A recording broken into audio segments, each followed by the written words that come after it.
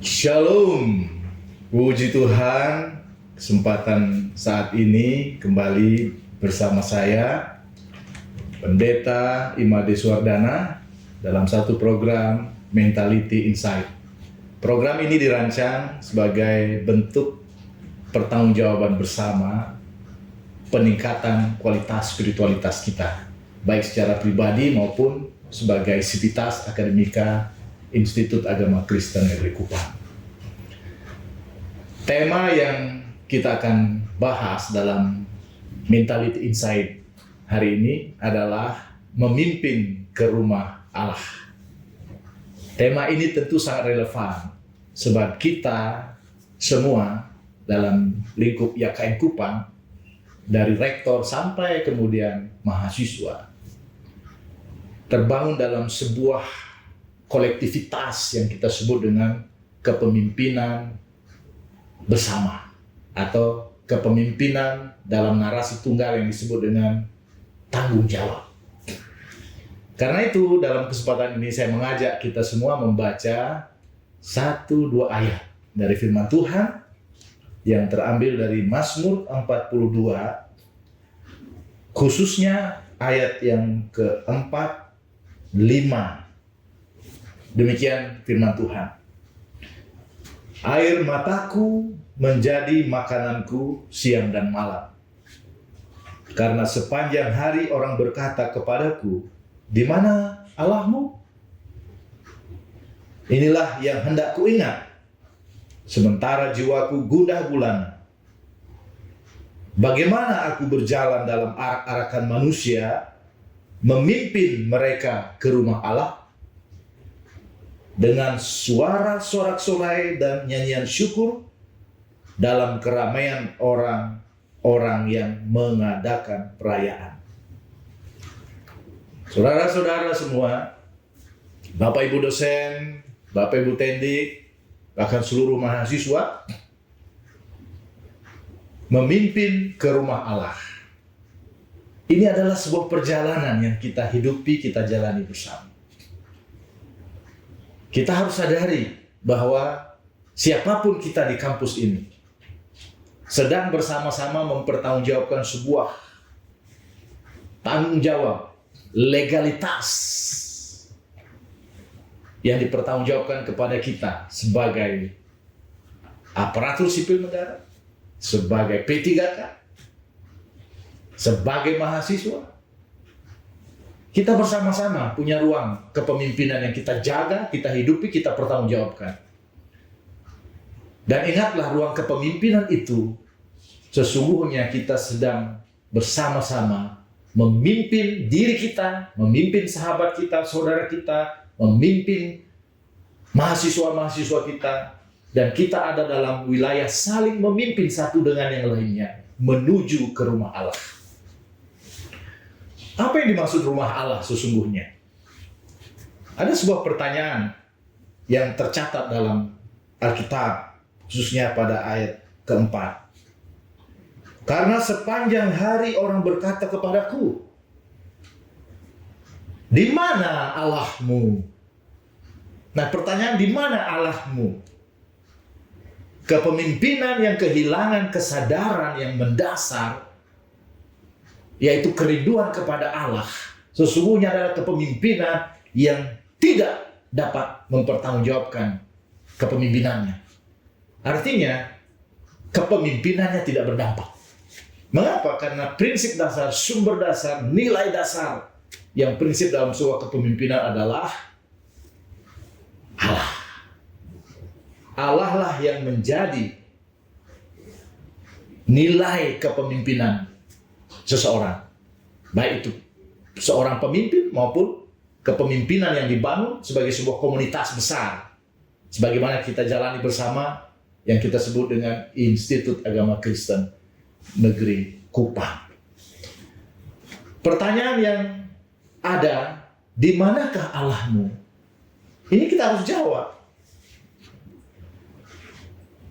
Pertama, ada indikasi dari pertanyaan ini, mereka meragukan atau mempertanyakan dengan model kepemimpinan yang kita sudah bangun, dengan berbagai tanggung jawab yang sudah kita kerjakan, sepertinya kita ragu, kita tidak mampu, kita mau mundur, kita bahkan melakukan banyak hal yang sifatnya mungkin meragukan kebesaran Tuhan, penyertaan Tuhan, dan kita tidak berhasil. Pertanyaan, di manakah Allahmu? Sebuah penegasan bahwa seorang pemimpin, kalau dia tidak hidup di dalam Allah, maka kepemimpinannya pasti bermasalah. Sehingga dalam hal ini dipertanyakan, di manakah Allahmu? Tidak adakah Allah dalam hidupmu? Tidak adakah kesadaranmu sama sekali terkait kerinduanmu kepada Allah? Hidupmu yang mencari Allah. Sehingga kepemimpinanmu bermasalah, kepemimpinanmu tidak dapat dipertanggungjawabkan, justru menimbulkan banyak persoalan. Berarti kesaksian dari kepemimpinan itu tidak memuliakan Tuhan. Yang kedua, di manakah Allahmu? Ini menegaskan terkait, mari kita bangun kepemimpinan pada dasar kerinduan kepada Allah. Dengan dasar itu, kredibilitas kepemimpinan kita dapat dipertanggungjawabkan. Sebab apa?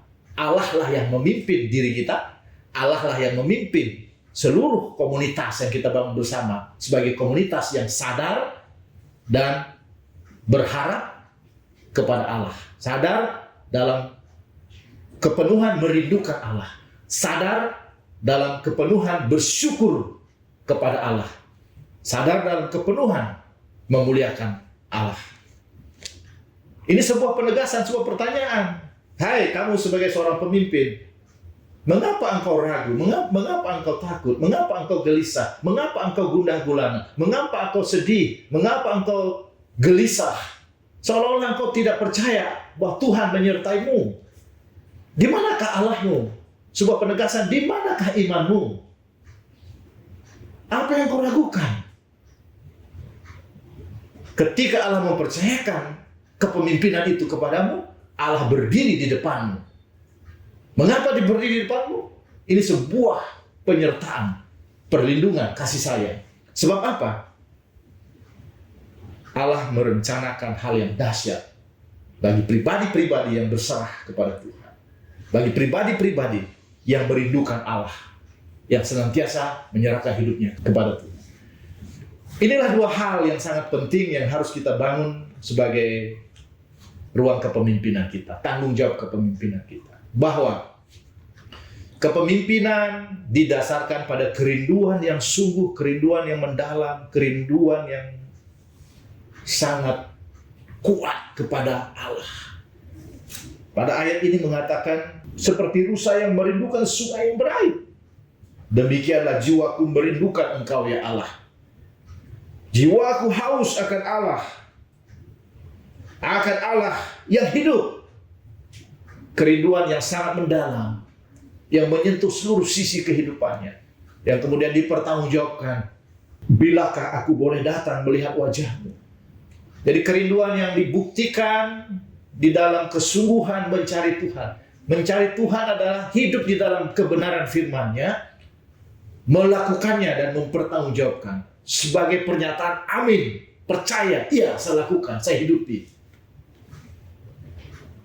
Yang kedua, memimpin ke rumah Allah dalam tanggung jawab kepemimpinan, baik secara personal, memimpin diri kita sendiri, memimpin keluarga, memimpin komunitas yang kita hidupi sebagai sebuah dunia kerja, dan juga memimpin kehidupan bersama sebagai jemaat, sebagai umat Allah.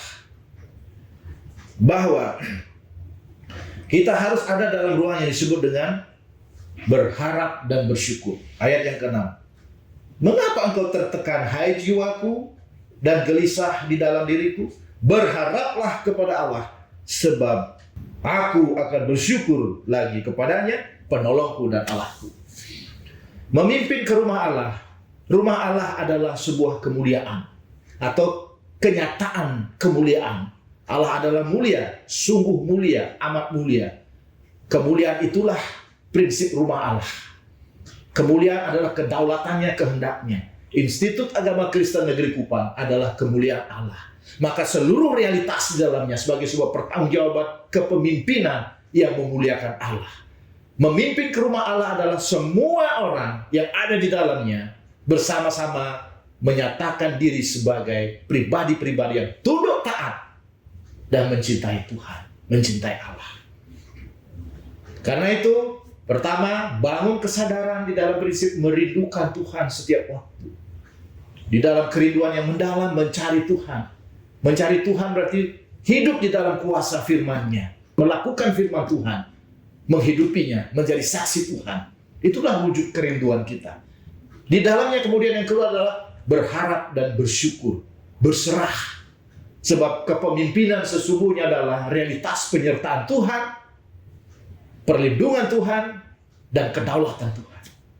Tuhanlah yang menjadikan engkau sebagai seorang pemimpin.